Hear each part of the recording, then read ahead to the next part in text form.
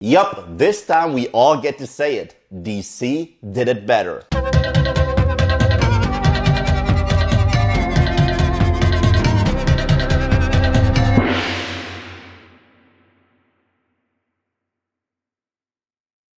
Captain Marvel. Now, Captain Marvel is the 21st film of the Marvel Cinematic Universe. At this point, it is downright insane. It all started with Iron Man back in 2008, and now we got Captain Marvel. And this movie takes place in the 90s. The film focuses on Carol Danvers, aka Veers is what they call her in the film. She's part of the Kree. She crash lands on Earth, and as I said, it takes place in the 90s, so it takes place before most of the other Marvel films. She runs into a young Nick Fury, and they embark on a quest involving aliens that are able to shapeshift. They call themselves Skrulls, and now we have a very weird entry in the Marvel Cinematic Universe. Now, this movie came with a huge controversy. Brie Larson said something controversial. Folks reacted, and now the internet is exploding over it, all over the place. Everyone's got an opinion, and the internet, once again, is going crazy. But you know what? I'm not going to get into this, because I'm not political on my channel. I try to avoid politics on my channel, because I believe it poisons everything, and I was just looking forward to a nice new Marvel film, because turns out, hey, seen that shield? And by the way, there's Thor's hammer. I'm a Marvel fan, so yeah, I was looking forward to a cool new Marvel film and probably a good setup for Endgame.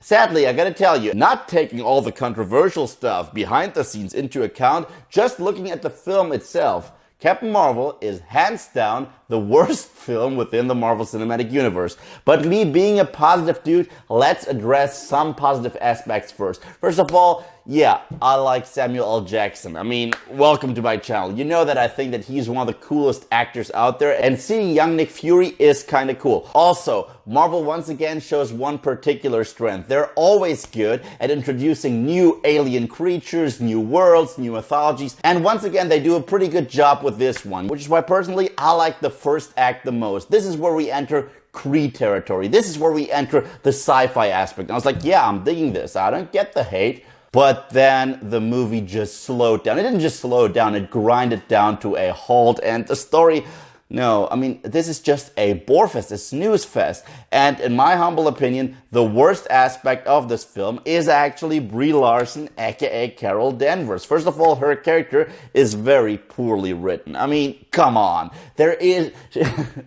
Seriously, she has zero charisma. She seems arrogant and condescending throughout the entire film. She has no arc. She starts out as a super awesome hero, and she ends up being an awesome superhero. There is no development whatsoever. There's even one part in the film where she meets one of her old war buddies, and they all love her. Like, even her daughter's approaching her. It's like, oh, Auntie Carol. But you know what?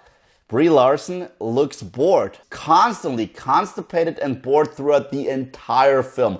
Also, some of the CGI just looks downright terrible. The only other good thing that I can think of is Ben Mendelsohn as one of the Skrulls. He was once again phenomenal, but I don't know what happened, because normally one of Marvel's biggest strengths is casting a good, charismatic actor, like the perfect match for the role. For example, Robert Downey Jr. and Iron Man, they are now synonymous. The same goes for Thor and Chris Hemsworth, or Star-Lord and Chris Pratt. And I'm trying to reiterate this. This is not because Brie Larson is a woman. This is not because this is a female-led superhero film. I do not have a problem with these. I know it's stupid to even mention that, but the internet is insane. People will accuse you of anything, but I'm just trying to say, I loved Wonder Woman, and some of my favorite characters right now on television are all female. Michonne on The Walking Dead, Carol on The Walking Dead, I loved Maggie on The Walking Dead, or let's take a look at Game of Thrones. I like Cersei, I love Arya Stark,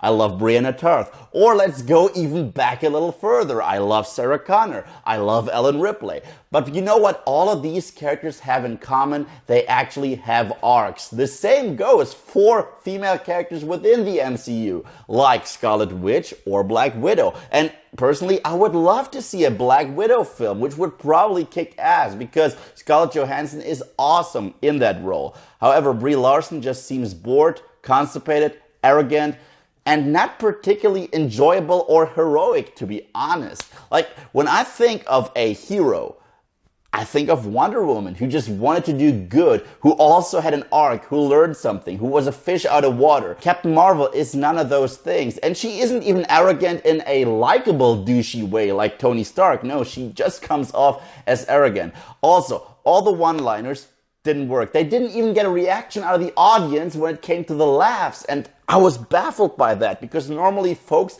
laugh at Marvel movies. They don't laugh at the movies, but at the jokes, you know what I'm trying to say? They roll with the jokes. This time around, most of the jokes did not land whatsoever. Now I will go into spoiler territory. So spoilers in 3, 2, 1. There were a couple things that I downright hated about this film. First of all, we finally learn how Nick Fury lost his eye. You want to know how? An alien cat scratched him when he was trying to cuddle it. Seriously, I'm not making this up. This is actually in the film. And we also know that Nick Fury originally wanted to call his initiative the Protectors Initiative. But once he found an old photo of Carol Danvers and realized that her nickname used to be Avenger, he called it Avengers Initiative. That is so fucking forced, cheesy and dumb. That reminded me of Solo, a Star Wars story, and the way they try to explain his last name. Yeah, it's that dumb, it's that stupid. Also, they never even tried to justify the fact that Nick Fury never called her before. Like when Loki attacked Earth, he didn't bother calling her. When Ultron attacked, he didn't bother calling her. When Thanos attacked, he didn't bother calling her. He called her after half of the universe was already wiped out. So this is the first time that a Marvel movie truly messes with the continuity. Will young girls look up to her, and will that be a nice thing? Yes, probably. But that alone doesn't make a good movie in my book.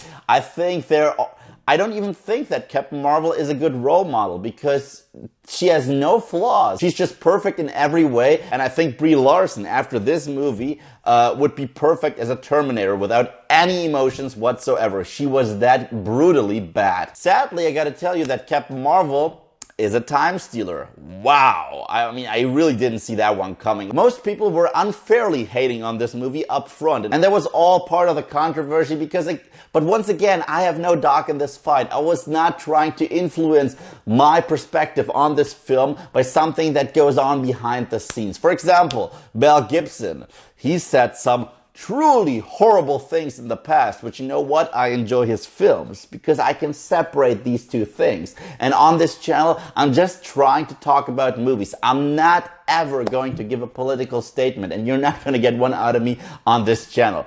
But just judging the movie and as a Marvel movie, it was very disappointing. And I don't know if it's just the character Carol Danvers or Brie Larson's acting. I think it's a combination of both, but this movie didn't work for me. But now I gotta ask you, Captain Marvel, have you seen it? What are your thoughts? Let me know in the comment section below. And thank you guys, as always, for watching. If you like what you see and you want to see more, then just subscribe.